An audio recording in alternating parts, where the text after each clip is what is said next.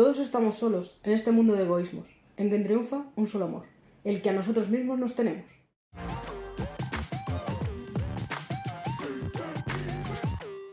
Hola, buenas, bienvenidos a Glib. Somos Eirin81, hola, Glo9. ¿Y con qué estamos hoy, Eirin? Hoy estamos con el libro Oculto Sendero de Elena Fortún, un libro que ha salido en 2016, un libro inédito, Sí. Y en el que nos encontramos sobre todo una visión sobre la mujer y sobre la homosexualidad en el primer tercio del siglo XX. Es decir, antes de 1936. Efectivamente. Y con todas estas premisas tenemos que es Elena Fortún. ¿Y quién es Elena Fortún?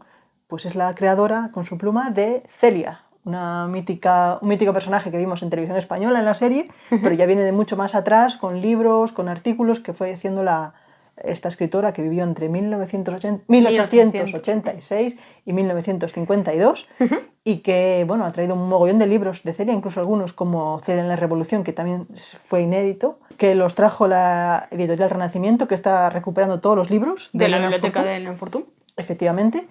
Y es un personaje, Elena Fortún, desconocido realmente, salvo por los libros de Celia, tampoco sabes mucho más. Y resulta que Elena Fortún es un seudónimo de Encarnación, Aragoneses, Urquijo. Exacto, tiene un nombre más largo, pero lo reducen a eso, ¿vale? Y además, en el libro este que vamos a hablar hoy, Oculto Sendero, utiliza otro seudónimo más para tapar el suyo de Elena Fortún, y que es... Rosa María Castaños. Vale, entonces estamos ahí con un juego de seudónimos y demás. Oculto Sendero es un cierto relato autobiográfico de la autora, muy parecido a su vida, y a la vez también tiene algunas experiencias de mujeres cercanas a su círculo, digamos, y también se parece mucho en ciertas partes, sobre todo en la infancia, a lo que era Celia. Sí, ese toque, ese estilo de Elena Fortún escribiendo Celia. Y bueno, Elena Fortún se casó, tuvo hijos y demás, que eso todo lo veremos reflejado en el libro. Sí. Y hay muchos detalles que tendréis que leer el libro para descubrirlos también. No son, digamos, un invento, pero ahí salen en el libro, ¿no? Y de su obra podemos destacar eso todo lo de Celia, este libro que no se iba a publicar, no, porque yo creo que era como, digamos, una forma de expresarse, de desahogarse o de mostrarle a alguien. Creo que estaba escrito hacia una autora, pero no recuerdo el nombre, que se iban a intercambiar relatos y demás. Sí, porque además lo escribió en su exilio en Argentina. O sea... Efectivamente, ya pasados cuando tuvo que emigrar por culpa de la guerra, que después volvió a España y vivió en Barcelona hasta 1952. Sí. ¿Vale? Y bueno, estuvo en contacto al final con autoras ya más jóvenes, más de esta época, Carmen Laforet o Martín Gaite. Siempre estuvo conectada con el mundo artístico, a pesar de que tuvo que luchar mucho para poder estar ahí y para crear su personalidad y poder desarrollar su actividad artística, ¿no? Y todo eso queda reflejado en Oculto Sendero. Correcto. Bueno, aparte de todo lo que ha dicho Eirin, básicamente vamos a tener una introducción porque está editado por Núria Capdevila Argüelles y María Jesús Fraga, pero la introducción la tenemos de Núria Capdevila Argüelles, y en esa introducción, que es un poco densita, pues vamos a tener, aparte de explicación de cosas que pasan en el libro, sobre todo mucho en paralelo para que te sitúes en la época. Porque, contexto. Exacto, para que te centres en el contexto de la época, porque es bastante... Ha pasado tiempo y parece que ha pasado mucho más y hay muchas cosas que son difíciles empatizar hoy día, en el siglo XXI, con el siglo XX, aunque hay algunas cosas que todavía siguen pasando, ¿vale? Entonces es así para situarte bien. Y también cuenta un poco cómo encontró el libro y todo eso. Sí, la historia detrás del libro, que lo encontró entre unos papeles que tenía una familiar de Elena Fortún en Estados Unidos, creo que era. Sí. Y bueno, luego ya tenemos lo que es la parte del libro como tal, que está dividido en tres partes, donde vamos a tener un poco lo homólogo con las partes de la protagonista, que son primavera, igual ¿Infancia? a niñez, sí, infancia, niñez, en verano, ya más adolescente empezando el adulto, y otoño, que ya es su parte más independiente, por así decirlo. Despertar de otra manera. Sí, correcto.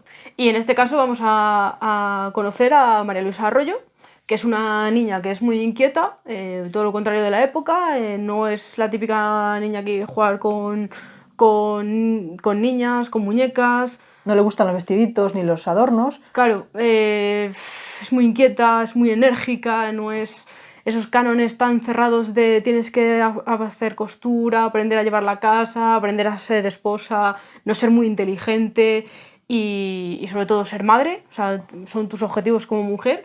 Y vamos a ver cómo va intentando readaptarse. De hecho, destaca uno de los capítulos porque tenemos que la comunión, que tiene que vestir de vestido y demás, y ella quiere vestirse de marinerito con su gorrito y todo.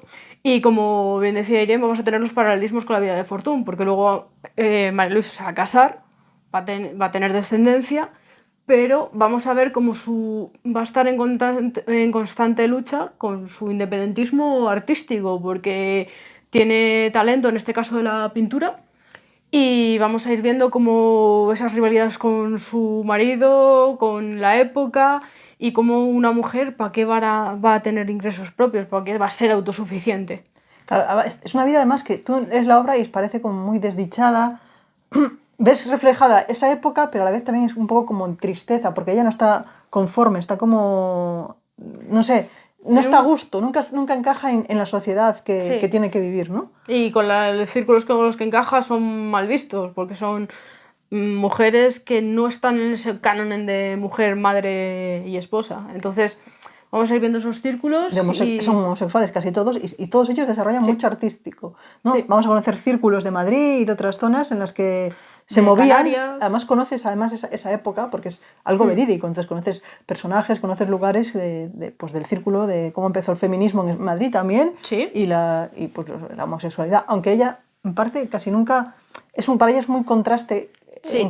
La homosexualidad, yo creo que nunca llegó a aceptarlo, puede ser, porque no, vale que lo acepta, pero no, tampoco lo ve bien en muchos aspectos, ¿no? Es una cosa ahí rara. Sí, bueno, de aquella época también el tema entre la ciencia y demás cosas se está intentando entender. Yo creo que refleja muy bien, y es un libro que es bastante interesante en eso, porque refleja lo que es la mujer y la homosexualidad de esa época, y vemos un reflejo perfecto de esa época en España. Entonces está muy bien para aprender toda esa... de dónde viene todo ese movimiento. Es curioso que hasta que es adulta bastante, 30, 40 años, no tiene ese despertar de decir, quiero ser independiente, aunque lo quería antes, pero no toma el paso de decir, voy a ser independiente, soy artista, incluso mejor que mi marido, aunque él me desvirtúe, te tire para abajo, sí. Y no quiero depender de él, y también, pues, por ejemplo, el despertar sexual en ese aspecto, ¿no? Entonces, es muy interesante ese recorrido. Sí. Y nada, un poco, es para que lo lea, os recomendamos leerlo. Sí. Hay una cosa que es lo que más nos ha gustado.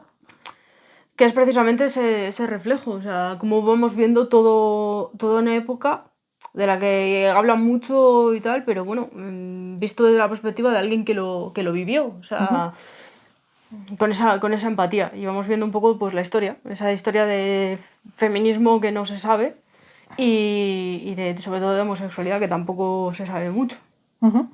Y lo que menos quizá es que, claro, es una novela que se ha convertido en novela, pero se supone que no iba a ser para publicar, sino que era un escrito que ella tenía.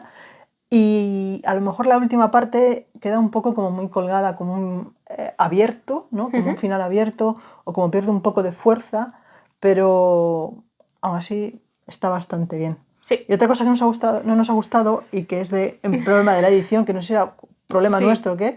Tenemos dos hojas que están un poco sueltas, ¿vale? Una la pude encajar, pero es que hay otra que no hay manera. Entonces yo no sé si es por la edición o por haberlo abierto mucho al ser de tapa blanda, haberlo abierto mucho al leer, que es verdad que cuando llevas ya la mitad se abren bastante, entonces no sé si es por eso, pero bueno. Pero por lo demás es muy recomendable, de verdad, y seguiremos leyendo otros libros de la colección de la biblioteca de Elena Fortún porque nos ha gustado mucho. Sí, Celia ya lo tenemos, pero bueno. De otras escritoras como Carmela Foret, que hicimos el de Nada, en la época también. Sí, sí. Así que nada. Y que se carteó con Elena Fortún durante bastante tiempo. Sí. Ya sabéis que abajo en la descripción tenéis tanto el enlace al libro como a nuestra página web con la reseña del libro. Y nada, si os ha gustado el vídeo, dadle a me gusta. Si no os habéis suscrito por lo que sea, suscribíos. Compartid, dadle a la campanita para que os avise cada vez que sacamos vídeo y nos vemos en próximas lecturas. Adiós. Chao.